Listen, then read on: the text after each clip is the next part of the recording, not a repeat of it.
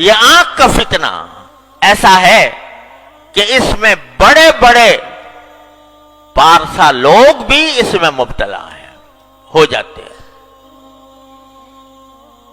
ہر ایک شخص اپنے گریبان میں منہ ڈال کے دیکھ لے کہ میں آنکھ کا صحیح استعمال کر رہا ہوں، برا غلط کر رہا ہوں، تو نظر آئے گا کہ پتہ نہیں کس طرح، خاص طور سے جو آج کل یہ اسمارٹ فون کا سلسلہ شروع ہو گیا ہے، تو اس نے بے حیائی اور آنکھ کے غلط استعمال کا دروازہ چوپٹ کھول دیا۔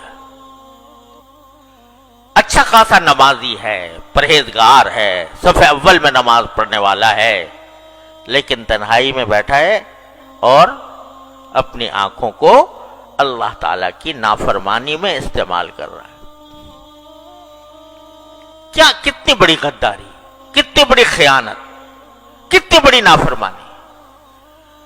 تو اس لیے میں یہ عرض کرتا ہوں کہ جس شخص کو یہ بھروسہ نہ ہو کہ وہ اپنے آپ کو محفوظ رکھ سکے گا اس فتنے سے، اس کے لیے ایسا فون استعمال کرنا جائز نہیں، جس کو یہ بھروسہ نہ ہو۔ اگر بھروسہ ہے تو بعض اوقات اس سے اچھے کام بھی لیے جا سکتے ہیں، لیکن پاؤں پھسلنے کا ہر وقت خطرہ، نگاہ کے پھسلنے کا ہر وقت خطرہ۔ لہذا بھائی کتنے دن کی زندگی ہے پتہ نہیں، کسی کو پتا ہے کہ کب اس کو موت آ جائے گی، تو اپنے اللہ تعالیٰ کی دی ہوئی اس نعمت کو کیوں داؤ پر لگاؤ، اس داؤ پر لگاؤ کہ اس کا غلط استعمال ہو گیا تو وہاں پکڑ ہو جائے گی اللہ تعالیٰ کی۔ فاروق اعظم جیسا انسان جس کی تقوی و طہارت کی قسم دنیا کھاتی ہے، وہ جب یہ کہتا ہے کہ مجھے برابر سرابر چھوڑ جاؤں تو غنیمت ہے، تو ہما شما جو ان قسم کے فتنوں میں مبتلا ہو جاتے ہیں، ان کے دل میں خیال نہیں آتا، ان کے دل میں یہ خوف نہیں ہوتا کہ یہ جو ہم اللہ تعالیٰ کی نعمتوں کا غلط استعمال کر رہے ہیں، ایک دن اس کا حساب دینا ہوگا، ایک دن اللہ تعالیٰ کے سامنے حاضری ہوگی، اور ایک ایک نگاہ جو جس چیز پر ڈالی ہے اس کا حساب مجھے دینا ہوگا۔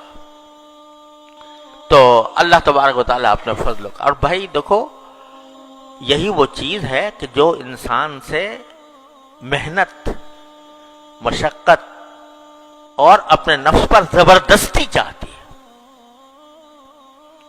زبردستی۔ بہت عرصے تک میں بیان کرتا رہا ہوں، یا ایھا الذین آمنوا اتقوا اللہ وجاہدوا فی سبیلہ، کہ تقوی کا راستہ یہ ہے کہ اللہ کے راستے میں محنت کرو۔ کیا محنت کرو؟ کہ نفس کسی طرف بلا رہا ہے، مچل رہا ہے، گناہ کی خواہش دل میں پیدا ہو رہی ہے، اور تم اس خواہش کو زبردستی کر کے دباؤ، یہ ہے مجاہدہ۔ اور اس مجاہدے کے ثمرات یہ ہوتے ہیں، حضرت تھانوی رحمۃ اللہ فرماتے ہیں کہ جتنا انسان اپنے نفس کو، نفسانی خواہشات کو روکتا ہے اللہ کے لیے، اتنا ہی اللہ تعالیٰ سے قرب بڑھتا ہے۔ وَأَمَّا مَنْ خَافَ مَقَامَ رَبِّهِ وَنَهَى النَّفْسَ عَنِ الْهَوَىٰ فَإِنَّ الْجَنَّةَ هِيَ الْمَأْوَىٰ، جو اپنی خواہشات کو اللہ کے لیے روکتا ہے، دل تو مچل رہا ہے، بہت بے شک مچل رہا ہے، نفس بھی آمادہ کر رہا ہے، شیطان بھی آمادہ کر رہا ہے، لیکن مجھے یہ اللہ تعالیٰ کے سامنے جواب دینا ہے، اپنی ایک ایک نظر کا جواب دینا ہے۔ اس کا احساس کر کے جب آدمی اپنے اوپر زبردستی کرتا ہے تو اللہ تبارک و تعالیٰ کے ہاں اس کی درجات میں ترقی ہوتی ہے، تعلق میں اضافہ ہوتا ہے، اللہ تعالیٰ کی محبت اس کے دل میں پیدا ہوتی ہے، اللہ تعالیٰ اس سے محبت فرماتے ہیں۔ تو میرے بھائیوں اور بہنوں، اللہ تبارک و تعالیٰ کی نعمتوں کا پہلے تو احساس کرو، کثرت سے سوچا کرو کیا کیا نعمت مجھے ملی ہوئی ہے، اور اس نعمت کو صحیح استعمال کرنے کے لیے اپنے نفس کو زبردستی، اپنے نفس پر زبردستی کرو، اور اس کی نافرمانی میں استعمال کرنے سے اپنے آپ پر زبردستی کر کے بچاؤ۔ کیا قیامت آ جائے گی؟ ایک تو تنہائی کے اندر بیٹھے ہوئے دیکھ رہے ہو کچھ، اگر فرض کرو سمجھو کہ اس وقت تمہارا کوئی باپ آ جائے، تمہاری ماں آ جائے، تمہاری بہن آ جائے، تمہاری استاد آ جائے، کیا پھر بھی تمہارا دل مچلتا رہے گا؟ کیا پھر بھی وہ خواہش جو دل کی ہے وہ اسی درجے میں برقرار رہے گی؟ فوراً بند کر دو گے۔ اب کیسے بند کر دیا بھائی؟ یہ کہتے ہو کہ ہمیں اپنے نفس پر اختیار نہیں، ہم بے اختیار ہو جاتے ہیں، ہم جو ہیں مچل جاتا ہے دل، اور ہم اپنے تقاضے کو دبا نہیں سکتے، مجبور ہیں اس کے آگے۔ ارے اب کہاں گئی مجبوری؟